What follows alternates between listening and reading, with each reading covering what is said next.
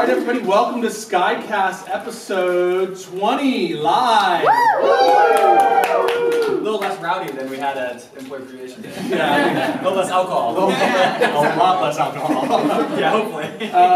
First off, there's a lot of new faces here that you guys have not seen, or some of you have seen, so just raise your hand and look around. There's a VP of Customer Success, Emily, which I think everyone's met Emily. There she is. We also have Senior Account Manager, Rachel. I don't know where Rachel's at. We have Deb, Andrew, Jason over here, hiding somewhere. Hopefully both here. One's here, both here. Okay, all right. We have SkyTC, we have Rebecca. Kayla obviously is not really new, but new to the department. We also have 4 brand new people in that department starting October 3rd, 1st, somewhere around there. So 4 new people starting. We also have support. We have Andrew, which he was already here, but he didn't come to Employee Appreciation Day. So, we had a family event. It was warranted. And then we have Ciara. I always want to say that right. Yes. Okay. And then also welcome back. Where's he at? Josh in sales. There. All right. So guys, we have I think 7 new people, 6 people starting October 1st and 3rd? Third. There we go. So you're going to see a lot of new faces. Who's pumped for the new office? So there's a lot of work to be done in the office, guys. These gals are really pushing it. We've got Emily, Sanika, and Ari who've just been going there nonstop and put the pressure on them because there's a lot to do. There are some new policies and some new things, so I'm going to just talk highly on them from the high level, and then Coach is going to send you some details on them. We talked about some compromising, so obviously we have a pet policy that's going to be changing.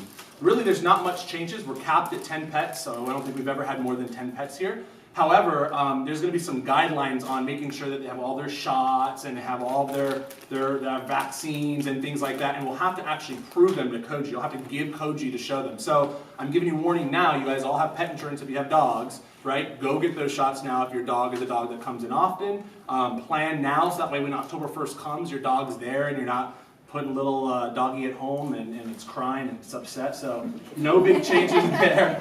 No big changes there other than there's 10 of them and it'll be first come, first served to sign up for that. So it's a pretty extensive pet policy. More details on exactly what needs to be happening on Wednesday when Koji, you heard that, send it on Wednesday. Let's talk about parking. So a lot is going to be changing with the parking. At the end of this, at the end of the day, we're going to send you guys a link and you'll be able to see all the different parking garages and facilities around downtown Sacramento. Some of the changes that will be happening is we're not going to be doing the $125 stipend for the people who don't take advantage of driving. Or did I say that right? Yeah. For the people who take advantage of the $125 stipend, they get paid $125, that's going to go away October 1st. For the people who actually are driving, or even people who are walking, we are going to be changing the entire policy to a $75 per month any type of transportation. So if it's Uber, if it's public transportation, if it's car share ride, which is something new I've learned about, or if it's your driving, you will be able to take the receipt and you'll be able to apply the $75 towards any of the parking garages. So to give you a little insight on the parking garages without getting too much into details, there's several different options. There's some that do valet that are probably pretty expensive. There's some that are actually really affordable that are maybe 2-3 blocks. We will have this parking lot for a couple of weeks during the transition, so you can still park here at no cost and go over there. It might be for a month, but we just are confirming those dates. So when you get that, I'd get on that as soon as possible. We gave you guys a wide variety because some people, some of these parking garages want a year commitment, some want month to month, some want it pay as you go. There's so many different scenarios. See which one fits you best, and start signing up now because they do fill up pretty big. And I think we have quite a bit of employees. Not one parking garage has more than 50, so we'll have to kind of segregate to different ones, but they're all 1 to 3 blocks away. You talk about Uber, public transit, all that stuff? Yeah, too? public transit. So if you take an Uber, $75 towards an Uber. If you take a Lyft, if you take a bus, if you take the light rail, if you any way you get to work that charges you, we will reimburse you up to $75 per month per employee. Yep. Cool. I think that's it for the new office updates. How the move will go down. So we're still kind of deciding on the exact logistics of this. So what'll happen is on Friday, September 30th, what'll happen is you'll get a box, a really nice box. And your job that day will be to load your box with the stuff that you want to go to the new office. So pencils, paper, crayons, energy drinks that you've been saving for months, science projects of old moldy food, whatever you want, take it, you're going to load it in the box and all of your cords. The only thing that you should have left is a clean desk, so you are required to clean your desk. You'll have your 2 screens, you'll have your computer, the box, right? And then you'll also have your box. So when the movers come on Saturday, we are getting movers, they'll take 4 things from you. The 2, or in Dev, 9 screens that you have, you'll have the box, and then you'll also have the actual computer base. When you go to the new office, Monday is going to be our official move-in date. So all of you will be reporting Monday, October 2nd, I think, or 3rd. That's how much I know, right? October 3rd, you'll be coming to the new office. You'll have your box, you'll unpack it, you'll do your whole thing, you'll dance, you'll sing, you'll have fun. That'll be your actual first day. Now, on Friday, you're more than welcome. We're pretty sure we'll have the keys by then, but if you guys want to go by and take a look at it, hopefully we'll have key fobs by Friday. If you want to go by and look, you won't be bringing anything over there, but you can go by, check it out, see where you're going to sit, the whole deal, a little premature if you want. So Monday, you're not just like shocked, Besides that, I think that's... Let's do questions on that before. Yeah, any questions on the new office? Yes? Is there a place to put our bikes? Or do we have to That's a great question. We're still figuring out the logistics on that. Worst case scenario, we'll bring the bikes in the office until we find a permanent spot. There's a lot of different scenarios for that yet. We haven't got that all figured out yet. Yes? Is there anything set into place for like the early AM or late PM support people? Because I know it can be kind of sketchy on K Street. Yeah. So we do have some reserved parking in the basement that we're very limited on it. Some of those are going to be for support. So we haven't really got down how many people are on or off. We're still working with Kais. I don't know where he's at. He's just provided that information. We still have to set that, but we plan on having support that are night shifts where they don't have to walk to a parking garage late at night. We'll have something there. We just don't have the exact details on it yet. Okay. That's top of mind, top of concern now. For sure. Make it's addressed. No. Yes? How do you get into the building? I don't know any logistics. Yeah. So you guys will have a little card that'll give you like a cheat sheet, but you'll have a key fob. So some of you guys have gone. If you go down to 825 K Street, you'll walk down there. You'll see there's a really cool door. You key fob it in. You go in. You press the button to floor number 2. You go in and open it up, and we have the entire floor. So that is the best way to enter and to get into the building. If you are one of the late night supports or you're there, you'll obviously enter through the garage, and then you'll go from the garage right up to the 2nd floor, which it is a locked garage. It's pretty secure. Follow-up question. I won't be here on Monday, most likely. And for the new people coming in, is there a way to get buzzed in if you don't have a key yet? Yep. Yeah, so hopefully we hope to have keys prior, maybe that Friday or maybe even Thursday. We'll have key fobs and we'll give them to you. Hopefully, we don't know the logistics yet on that. But if you don't, what happens is you just buzz the floor 2 and it rings like 7 different phones and they buzz you in. So Sanika, Ari, Emily, Darren, everyone will be able to have the capability of buzzing you in. Yeah. Yes? So since we're not doing the biking in, walking in reimbursement, say if you do choose to bike in, would you be eligible for that $75 stipend, or would that just be off the table? It'd be off the table unless you use it for Uber, anything public transportation or any type of transportation. As long as you show a receipt, HR will reimburse you kind of like they do now. You send your receipts every week or 2 weeks and things like that. Yeah. Okay. What else? That's all the questions. Man. Makes us feel like we got to figure it out. What's Cool. the kitchen situation? The what? Kitchen. It's a kitchen. I don't know. What do you mean? What do you mean by that? There is a kitchen. We do have coffee, snacks. We're going to cater in food still. What do you mean by that? I just know nothing about the kitchen. Yeah. You know nothing about anything. There will be a kitchen. I don't know what else to say. How many bathrooms? There's 2 bathrooms, Only 2. men and female, and there's showers in them, and there's like 3 to 5 stalls in each. So we will not have a bathroom issue. Yes. Yes. What else? I think that's it. Is that it? There's a lot of work to be done. It'll be an awesome office. You guys will love it. You'll be proud of it. I promise you. Yeah. Are we getting where we're going with the first day? Are we gonna know where to sit, or are we just gonna kind of look for our spot? You will have a box the day that you arrive on that Monday that will have your name, and it will be kind of like Easter egg hunting. You will go in, you'll try to find the Easter egg, and you'll have to find where you sit. There are segregated departments, not really segregated, we're all together, but there are pods for where the departments are. And you'll just have to be surprised day one, or go on Friday and get a little sneak peek. We have more logistics. You guys will get like a cheat sheet where everyone sit wherever they want. Me and Ari right now are doing all the heavy lifting stuff, the stuff that has to be done before we move in, the painting and the carpet and that kind of stuff. Once all that's done, they'll start worrying about the details. Okay, how can we get everyone the information they need for showing up, where to get in, where you can park, all that kind of stuff. You'll start getting it dripped to you as we have that, and they can start focusing on it. But right now, they're worrying about the big ticket stuff that has to be done before the event. The reason why we wanted to bring up the pet policy and parking is parking, you have to get a head start on it, and the pets, we want to give you a head start in case your dog hasn't got,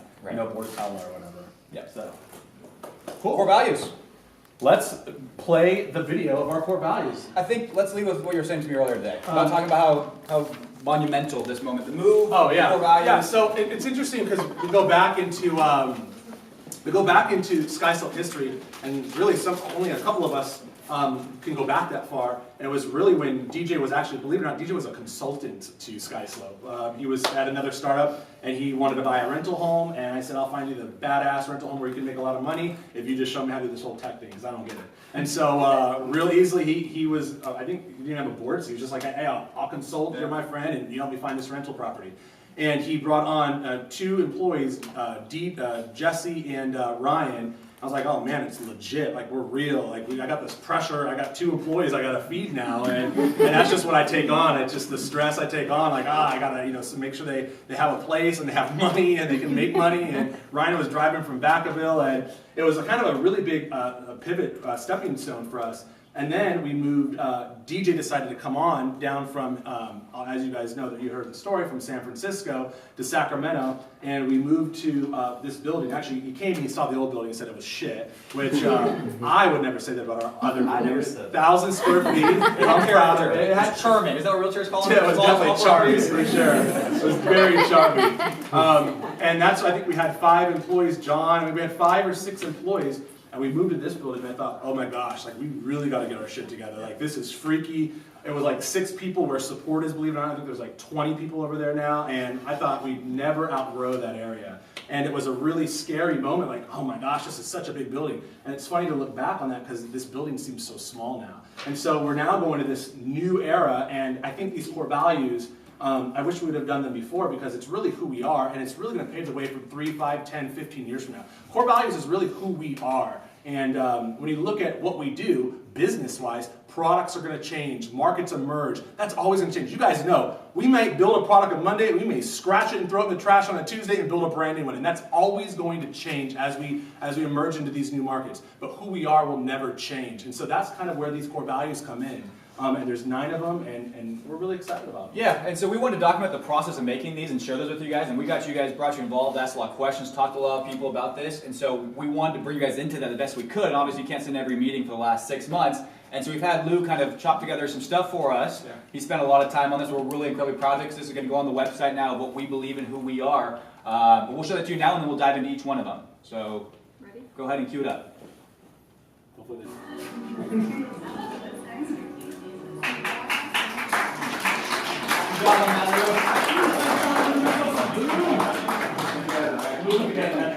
really quick for us, guys. Like, a lot of footage, like 3 weeks of true footage, so congrats. So guys, the new building was a big update, obviously, but really why we call this Man for All Hands was to discuss this. This is what we feel like is the most important element of this SkyCast. And so we want to dive into each one of these, see if you guys have any questions, any input. We're going to read them, talk to you a little about why we came up with them, why our thought behind them. Yeah, and then that's what we'll finish things up. So we'll start with awareness.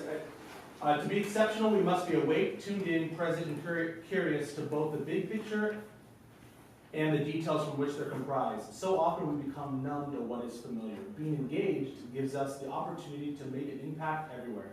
Awareness is where it all begins. And so when you think about it, you can't have really any of these other core values unless you have awareness. It starts there. So you'll see even EJ and I talk about, hey, that was high level awareness. That was low level. Gosh, we've been doing that this way the whole time. Well, we've become numb to it. Let's change it. And so it really all starts with awareness. Yeah, that's one of the few values that we put in any kind of order. The rest of these, like we talked about, kind of all play off one another, so you can put them anywhere. But awareness, we had to put that at the beginning because that's where everything starts. You have to be aware of it, guys, of the rest of these to even be able to start making progress on them. So that's the first one. Number 2 on this one is execution. Innovation is rewarded, but execution is worshipped. A great idea is just the first step. The real work is bringing ideas to life. Our ability to successfully execute is found in the balance between perfection and progress. Stop talking and start doing. In other words, get shit done. I like how that ends. It kind of, I think, embodies our culture a little bit, that playfulness, but also that real talk. And so, guys, awareness is great, but we can be aware of all this stuff, but if things don't actually come to fruition because of that, and that's through execution, it's worthless. So that's when we follow that up, awareness with execution, is because, yeah, let's be aware of things, but then let's actually get things done. So that's where it all begins, and that's the next step in that evolution, is work on execution. And even looking at what it said with awareness, it's the small things and the big things. Small things from, you know what, we see something on the ground, we pick it up, to a big thing of, guess what, this button and the app is purple and it should be green and no one says anything, right? Awareness is one part, but then you have to tell someone and execute on getting it fixed or innovating or making it better. And so they kind of go hand in hand together. Definitely. Yeah. Obsession. Customers are the focal point of our company. We're tenaciously persistent when it comes to creating the best customer experience and the long-lasting relationships. It's not just about providing a superior product, it's about exceeding customer expectations every opportunity we get. We are obsessed with the customer. Guys, the key word there is obviously a customer obsession, but every opportunity we get. So many times there's an opportunity where we don't take advantage of it, where we can actually one-up the customer. From answering the phone in the morning and saying, good morning, how you doing? That's an opportunity where we just say, hey, SkySlope support, how's it going? Like the smallest things, every opportunity we get, we should be thinking about the customer. So you're going to see us in a lot of these meetings bringing in, it's what Amazon did and it worked out so well for them. You're going to see us bringing in an empty chair. We're going to say that chair is the customer. So what would you do different if they were here giving them their 2 cents? And what would they say listening to this meeting? So when you see an empty chair, don't think we're some kumbaya weirdos, right? Like we're bringing a chair in for that reason, because the customer literally is the one that's going to guide us to the future where this company's going to be. Yeah, you'll hear me use the phrase, make agents and brokers love us. That's obsession to me, guys. Make them love us. It comes from a place of caring. So that's really what embodies obsession on that. Ownership. We empower our employees to deliver, we empower our employees to express their opinions, take risks, and be creative. Ownership cannot exist without equal parts of autonomy and accountability. You have the freedom to make decisions, and you'll be held responsible for the outcome, whether a success or a stumble. One of the things when I get surveyed about the face game, they say, what's your favorite part about SkySlope's culture? You'll always hear me say, I think we empower our employees to make decisions. And that's why we had to have ownership in one of our values, because I think we do a really good job at that. And I hope you guys, we embody all of our leaders to take that same initiative, to really empower everyone so they have that ownership over it and empower them to make decisions and have that autonomy. Yeah, we would rather see you take ownership and stumble than you succeed and never take ownership. Make sense? We want you to we want you to take ownership, and guess what? It's okay. Just like it says, like, hey, you're gonna be held accountable, and guess what? Sometimes the outcome may be real good or it may suck, right? Sometimes I do things and it's just like, ugh, that was bad. I should have talked with DJ first. And so you're gonna, whether it's a success or a stumble, we just want you to take full ownership, and we empower you to do so. Yep. Is this me? Yep. Humility. It is not about who is right, it's about what is right. And I'm going to say that again. It's not about who is right, it's about what is right. We put the vision ahead of our personal egos. We maintain a humble mindset. We maintain a humble mindset when we actually seek guidance and are fully open to improvement. Our success is strengthened by the opinions and feedbacks of others.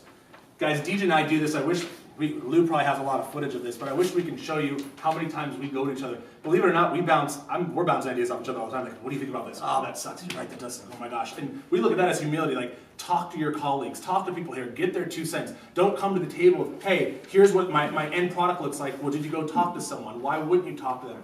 Have a humble mindset. Yeah, I love the last line here. Our success is strengthened by the opinions and feedback of others, guys. A lot of you have great ideas, but then you get that much better by getting a fresh bit of perspective, a fresh set of eyes on it. I'm telling you right now, ideas can always get a little bit better, and every time you're open to that kind of feedback and criticism and suggestions, I'm telling you, ideas get that much better, and that makes overall a lot more, adds up to our success. Radical candor. We highly value each team member and know that growth cannot happen without honest praise and criticism. We are obligated to confront situations with headfast fearlessness. We cultivate an environment in which it is okay to make mistakes, but unacceptable not to identify, analyze, and learn from them. Criticism is not viewed as an attack, but instead as an exploration for improvement. Radical candor is the intersection of directly communicating and giving a damn. This one is probably maybe my personal favorite because I think it's so difficult to do, and I think a lot of companies, the result of their failure comes from people inside the organization not being radically candid. And this goes both ways. This is team leads and team members, guys. Radical candor going both directions. When someone doesn't meet expectations, it's your job to tell them not meet expectations. How can they raise the game to the next level if they don't know they're not meeting those expectations? And if you don't feel like you're being treated properly by your employer, the only way things are going to change is if you actually confront them and talk to them about it. Radical candor both ways, guys, is really what's going to help us continue to thrive and make sure everyone has those healthy relationships. Nothing to add. That was good. Thanks. Urgency. We recognize that time. First of all, this resonates with me a lot. I think a lot of you, specifically who've reported me over the last couple of years, and people who in the beginning saw this, I think you'll kind of see why this one's one of our core values. We recognize that time is the most valuable currency, which means we're always asking, can it be done sooner? Today is better than tomorrow. Right now is better than 6 hours from now. It is not enough to simply be fast. Our urgency must be our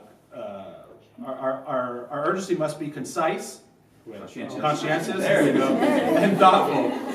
Everything we do is critical, and thus we are driven to deliver. All right, guys. It's funny because I think this is Tyler's DNA, and I think this is the reason why SkySlope is where it is today and why we're so successful, because we haven't done a lot of things right, but we've done them fast. We failed fast, we made a lot of mistakes fast, and we learned from it. It's all because Tyler has the mindset of this needs to be done yesterday. You always hear that from him. The urgency always is there. And I feel like, I'm sure you guys can attest to this too, you work for so many companies that don't have that mindset. It's like, oh, just get it to me when you get it to me, or, whenever it might be done. No, as soon as we get assigned a task or something like that, if we can get it done, as it says, 6 hours right now is better than 6 hours, today is better than tomorrow. That's the mindset we want to have in everything we do, and we'll make a lot of mistakes, but as long as we always do that, we'll always be moving at a very quick pace and we'll be able to overcome any of those missteps we make. So urgency is in Tyler's DNA. I've never met anyone that's embodied it more so than Tyler, and that's why we've been successful, and that's why we want everyone in here as we continue to grow and scale, that be top of mind in everything we do. Greatness. There are no limits to what we can accomplish. We possess a collective mindset that expects extraordinary things to happen. If it's good, let's make it great. If it's great, let's make it exceptional. Pursuing greatness is not something we do on the side. It's essential to our survival. For those of you that hang out with me, guys, I'll say if I can't be the best at something, I don't want to do it. I want us to strive for greatness. If we can't be the best, then there's no point in us doing it. So in everything we do, and that's in everything, whether it's a new product or when we're answering a phone call or writing a piece of code or selling a product, we want to be the best. We want to strive for greatness. And if we fall a little short of that, that's okay. But that should always be what we're setting our sights on, is that greatness. Yeah, I look at SkySlope, we're always separating the average from the great. We've got great people here. We plan on hiring more great people. We want to be the best at what we can do. And I look at almost like athletes, right? How can you be the best? How can you achieve that level of greatness? And I think this is the best place to do it here in Sacramento. Yep. Inches. Being great at one or two things is easy. But if we do thousands of little things better than anybody else, we become impossible to imitate. Those thousands of little things are the inches. We are driven to find opportunities to make an impact everywhere. 1 inch at a time, these inches make us unstoppable. We put this one last intentionally, guys, because we think of awareness as where everything begins, and the details or inches is kind of where everything wraps up. We don't want to be great at some things and not others. We don't want to have a sense of urgency on the big things but not the small things. We don't want to have, humility in some areas of our lives and not all of them. It's the details, guys. We want every single one of these values to be intertwined in every element, such as, finding a piece of trash on the floor and taking a lot of pride in your office and where you work and picking that up, to even, talking to your manager about how you can be better coach and develop personally and professionally. It's all about every little detail, big or small, for every single one of these values, and that's what we close it with inches. Yep.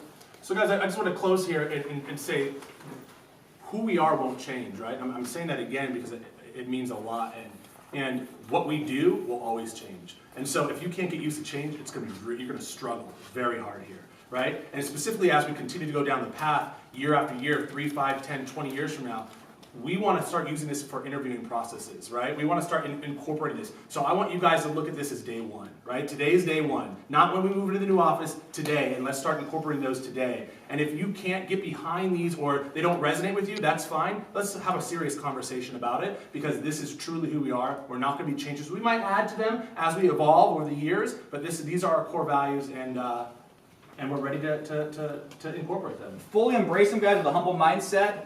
Evaluate yourself. See where your weaknesses are, where your strengths are. Because I'll tell you right now, like I said in the video, if you excel or even just are conscious and humble and aware of all of these and working on progressing them, you're going to be incredibly successful. I guarantee you that. These are our values. This is how we define success on an individual level. It will be fully integrated as we continue to grow. And I tell you, the people that thrive in these and are aware of them and work towards them and progress in them, those people are going to go farthest in this company. I think that's it. I think that's it. Questions or thoughts? How about a clap on 3? 1, 2, 3. That's it, guys.